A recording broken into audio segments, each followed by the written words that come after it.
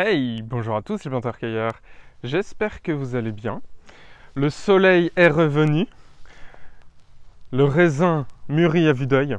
Dans cette vidéo, je vais vous parler de pommes de terre.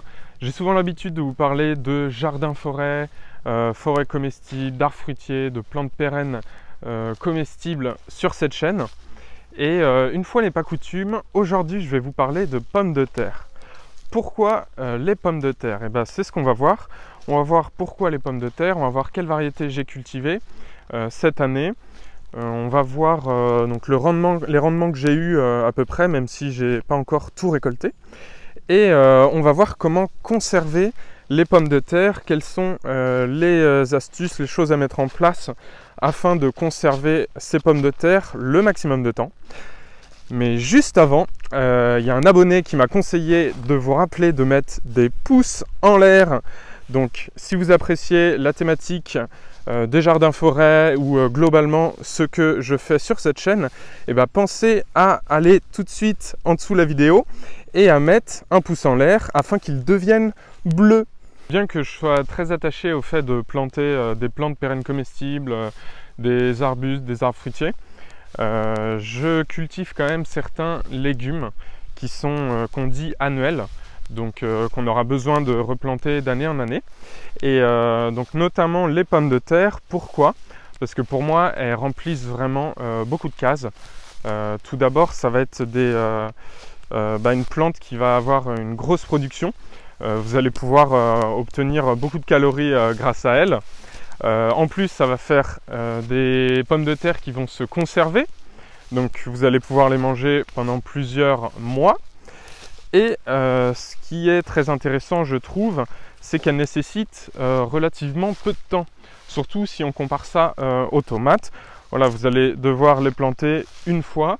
Après, selon votre méthode de culture, on va y revenir juste après. Mais globalement, c'est une culture qui demande peu de temps, si ce n'est au début lors de la plantation et à la fin lors de la récolte. Donc ça fait 2 ans et demi que je suis là. J'ai vu 3 étés ici, donc c'est la 3e année que je cultive les pommes de terre. Au début, j'ai utilisé des méthodes un peu que j'ai vues sur des chaînes de permaculture où en gros je posais les pommes de terre à même le sol et je les recouvrais de matière organique.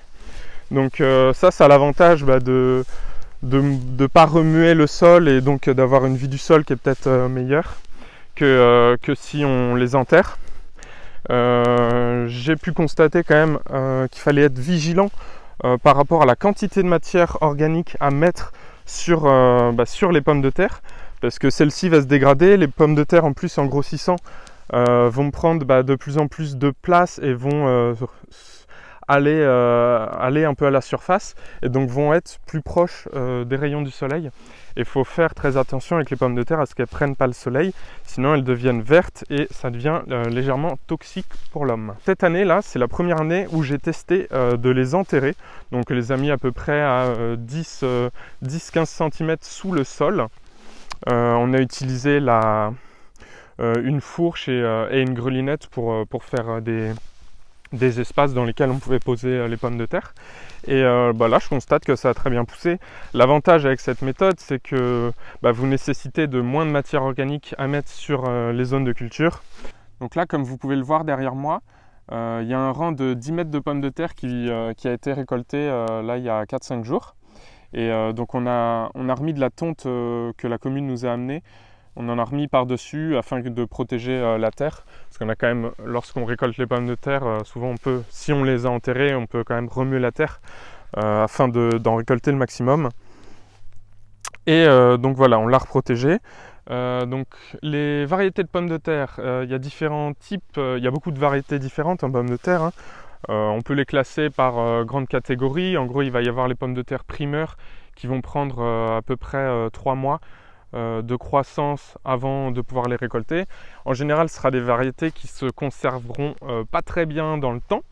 Moi, ce que je fais, c'est que je cultive les pommes de terre afin d'en avoir pour l'automne et l'hiver et jusqu'au printemps. Ce que je fais, c'est que je prends des variétés de conservation et comme ça, les variétés de conservation vont mieux se conserver, elles vont germer beaucoup plus tard.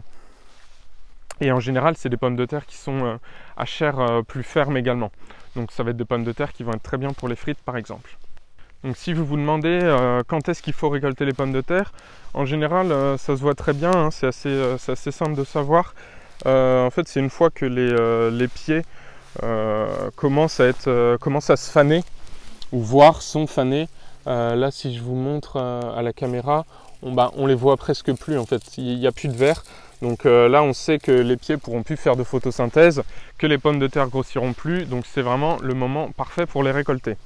Ça va être beaucoup mieux aussi de les récolter un jour où il va faire beau, où il va faire chaud, puisque juste après la récolte ça va être bien de les faire sécher pendant une journée, afin que vraiment l'humidité qui est autour s'en aille. Ça évitera par la suite d'avoir des pourritures dessus et comme ça elles se conserveront mieux. Pour ceux qui se demandent les variétés que j'ai cultivées ici, donc comme je vous l'ai dit c'est des variétés de conservation.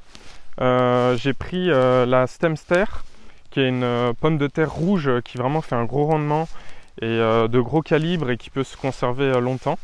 Et il y a aussi la Binch qui est aussi très connue, qui elle est jaune, va avoir un cycle de culture légèrement plus rapide que la Stemster et qui va également se conserver longtemps.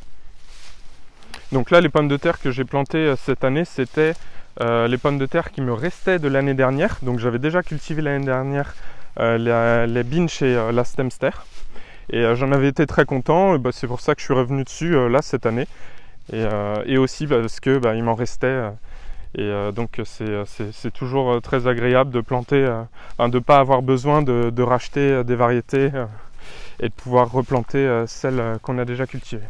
Ça c'est le rang de pommes de terre que vous avez vu, on a remis de la tonte par dessus.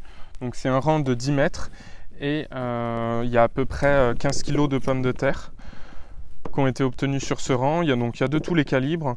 Donc si vous vous demandez comment bien conserver les pommes de terre, dans un premier temps il va falloir les faire sécher une journée en plein soleil ou à l'ombre, mais bon l'idée c'est qu'elle sèche au maximum, que la terre qui est un peu autour sèche bien. Il ne va pas falloir les laver.